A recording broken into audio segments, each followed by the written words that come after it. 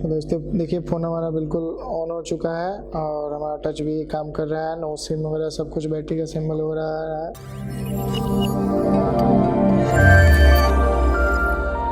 Hello friends, welcome again to our official AK info YouTube channel. मैं नवीन फिर से आपके सामने एक न्यू प्रॉब्लम सॉल्यूशन के साथ एक वीडियो के साथ उपस्थित हूँ।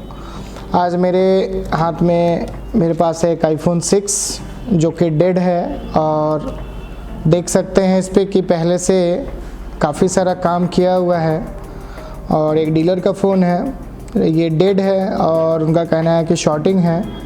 तो हम देखते हैं कि इसमें एक्चुअल प्रॉब्लम क्या है और ये कैसे ठीक होगा।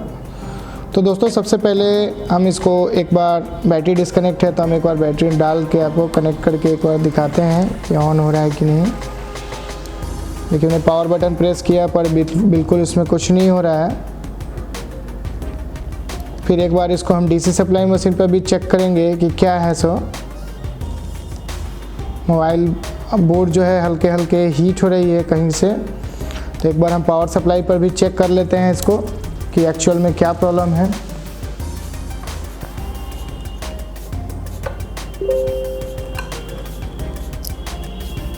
डीसी सप्लाई मशीन पे हम इसको सप्लाई देके चेक करेंगे इसका।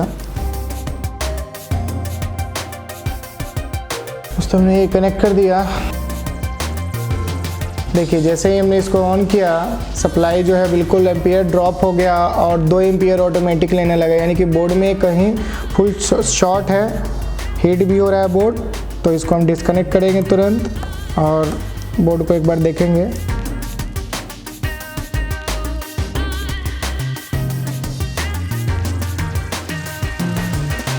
देख सकते हैं कि बोर्ड पे काफ़ी सारा काम पहले से किया हुआ है, इस पर शील्ड वगैरह निकला हुआ है, सब कुछ इस पर काम किया हुआ है।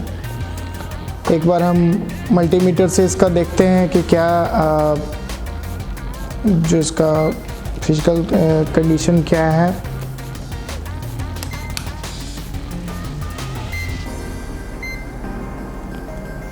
कंटिन्यूटी मोड पर एक बार हम इसके बैटरी कनेक्टर पर चेक कर लेंगे। देखिए यहाँ पे जो है आपको ओवरलोड बता रहा है, कोई वोल्टेज नहीं आ रही है, यानी कि शॉर्टिंग जो है फुल है। VCC मेन लाइन जो है इसकी शॉर्ट है और इसी वजह से जो है हम जब इसको ऑन कर रहे हैं तो डीसी सप्लाई पर हमारा एम्पियर जो है बिल्कुल ड्रॉ हो जा रहा है, जीरो हो जा रहा है।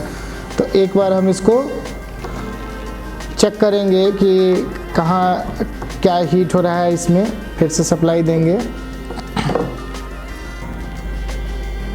कोई कंपोनेंट ख़राब है या फिर कोई IC ख़राब है। तो चार्जिंग सेक्शन जो है वो इधर हीट हो रहा है, कुछ ज़्यादा ही हीट हो रहा है। तो एक बार हम रोजिन डालकर इसको यहाँ पे और फिर चेक करेंगे।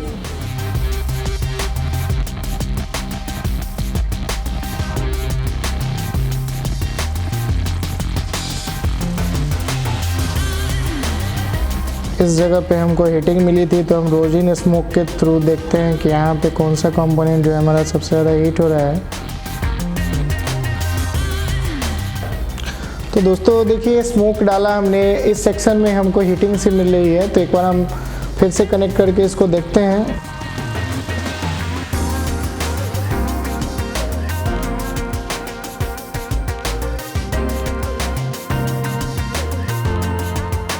तो देखिए दोस्तों ये सबसे पहले हमारा जो चार्जिंग मॉसफेट है वो उसका रोजिन पिघलना शुरू हो गया। तो अब एक बार ये देखेंगे कि चार्जिंग मॉसफेट जो है वो आपका बहुत रेयर में ख़राब होता है, लेकिन यहीं से आपको VCC मेन सप्लाई जो है बोर्ड में ऊपर की तरफ जाती है। जब हम यहाँ VBAT से सप्लाई देते हैं तो इसको थ्रू होते हुए और सप्लाई VCC मेन बन के जाती है। और चार्जिंग से भी देखते हैं तो USB IC के थ्रू हमारा जो है वो स्विचिंग हो के और VCC मेन बन के चार्जिंग का जो वोल्टेज 5 वोल्ट होता है वो डायोड से होते हुए और VCC मेन बन के मॉसफेट से होते हुए ऊपर की तरफ जाता है। तो चूँकि अभी हम बैटरी कनेक्टर से सप्लाई दे रहे हैं, बैटरी से दे रहे हैं, VBAT सप्लाई दे रहे हैं, तो मॉसफेट हीट हो रहा है, यानी कि ऊपर की तरफ उसमें कोई शॉर्टिंग है। और दोस्तों हमने इसका मॉसफेट भी चेंज करके देख लिया है, लेकिन इसमें ये प्रॉब्लम नहीं है, ये भी चेंज किया हुआ है। डीलर ने भी बताया कि उसने भी चेंज करके देखा हुआ है। तो हम एक बार आगे देखेंगे इसको कि हमारा जो सप्लाई है इससे निकल के और वो कहाँ कहाँ जा रहा है। तो दोस्तों इसके लिए हम ZXW में देखेंगे कि हमारा सप्लाई जो है इस मॉसफेट से निकल के और कहाँ कहाँ पहुँच रहा है।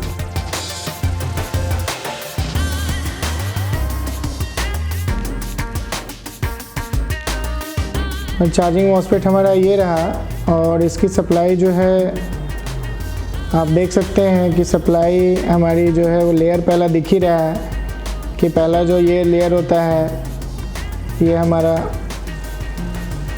PP बैट BCC बैटरी का जो BCC आता है वो हमारा जो IC है चार्जिंग IC उसके थ्रू हो के मॉसफेट जो है वो स्विचिंग करके इसको देता है।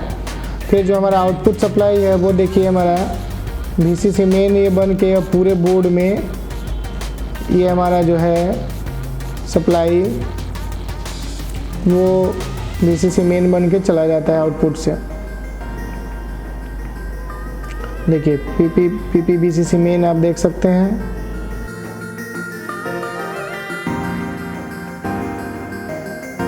ये हमारा PP VCC मेन सप्लाई है। तो दोस्तों इसमें सबसे पहले देखिए ये बोर्ड के दोनों साइड मतलब पूरे बोर्ड में चारों तरफ ये सप्लाई लगभग जो है ऐसी को मिल रही है। जहाँ जहाँ भी पावर जनरेट होना है पावर का काम है वहाँ भी मिल रही है। तो इसमें देखते हैं हम दोस्तों कई बार होता है कि हमारा कंपोनेंट या तो फिर IC शॉर्ट होता है। इस कंडीशन में हम सबसे पहले देखते हैं कि सबसे ज़्यादा पावर कंजप्शन कहाँ पे हो रहा है और कहाँ पे वोल्टेज का उतार चढ़ाव सबसे ज़्यादा होता है, यानी कि कभी कम और कभी ज़्यादा होती है। तो आपको एक ट्रिक बताता हूँ दोस्तों कि 6 में सबसे ज़्यादा जो होती है कंपोनेंट की शॉर्टिंग। इस कंडीशन में जो आपको 80% शॉर्टिंग मिलती है वो इस कॉइल के पास जो हमारा VCC मेन और लाइट कॉइल है यहाँ पे जो ये कैपेसिटर लगे होते हैं यहाँ पे वोल्टेज का फ्लक्चुएशन ज़्यादा होता है जिस वजह से प्रोटेक्शन के लिए यहाँ पे ये दोनों में से कोई एक चीज़ ख़राब होता है दोनों में से। तो सबसे पहले हमारी प्रैक्टिकली जो हमारा रिसर्च टीम है हमारा जो रिसर्च है उसमें हमने देखा है कि 60 to 80% जो VCC मेन जो शॉर्ट होता है तो ये इसी दोनों कैपेसिटर के शॉर्ट होने से होता है क्योंकि वोल्टेज का यहाँ पे फ्लक्चुएशन ज़्यादा होता है। तो सबसे पहले हम यहाँ चेक करेंगे कि हमारा यहाँ पे क्या सप्लाई हमारा जो कैपेसिटर है वो ठीक है कि नहीं और शॉर्टिंग हमें मिल रही है कि नहीं। बजर रेंज पे रखेंगे दोस्तों और हम एक बार इस कैपेसिटर पे चेक करेंगे। ये हमारा ग्राउंड है, देखिए ग्राउंड से हमारा दोनों कैपेसिटर हो रखा है। तो सबसे पहले हम इस कैपेसिटर को ही निकाल के देखते हैं। एक कैपेसिटर निकालेंगे फिर दूसरा कि हमारा शॉर्टिंग जो है वो निकलता है कि नहीं इससे है या फिर कहीं और है। दोस्तों CPU के पास वो कैपेसिटर लगा हुआ है तो एक बार हम उसको कवर कर देंगे किसी कॉइन से और या तो फिर आप हीट टेप का भी यूज कर सकते हैं। लाइट कॉइल भी है वहाँ पे वो ख़राब ना हो इसके लिए।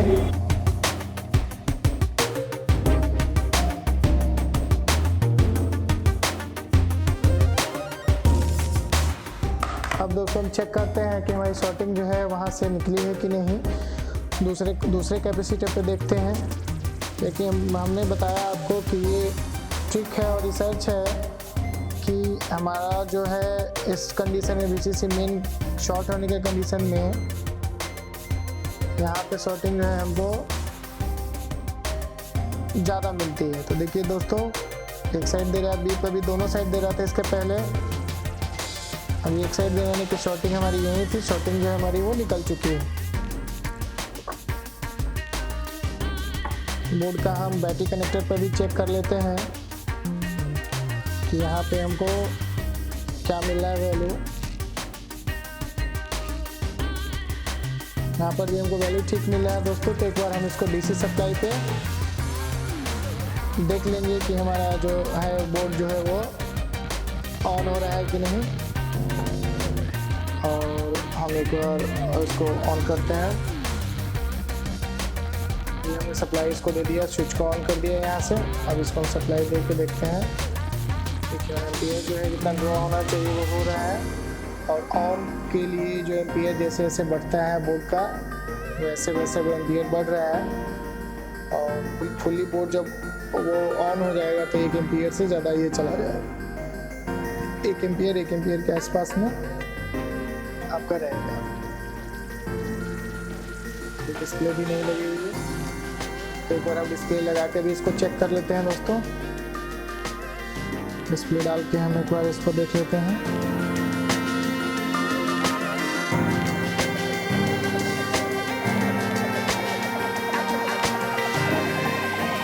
डिस्प्ले हमने इसका डाल दिया, जिसको हम ऑन करते हैं सेट को।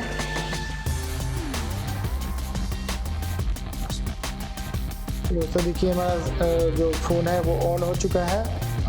पूरा ऑन होता है, एक बार इसका आगे का फंक्शन भी देख लेते हैं।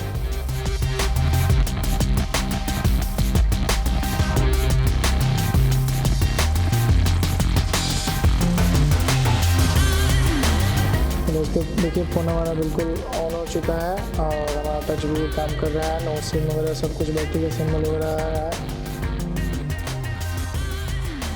तो दोस्तों इस तरह से आपने देखा कि कैसे हमने DCC मेन की शॉर्टिंग हटाई। तो इस तरह की रिपेयरिंग आप भी लेना चाहते हैं, इस तरह का ट्रेनिंग आप भी लेना चाहते हैं एडवांस लेवल का, तो हमसे जुड़े, हमसे कांटेक्ट करें और फिर मिलते हैं नेक्स्ट वीडियो में। तब तक के लिए थैंक यू, धन्यवाद।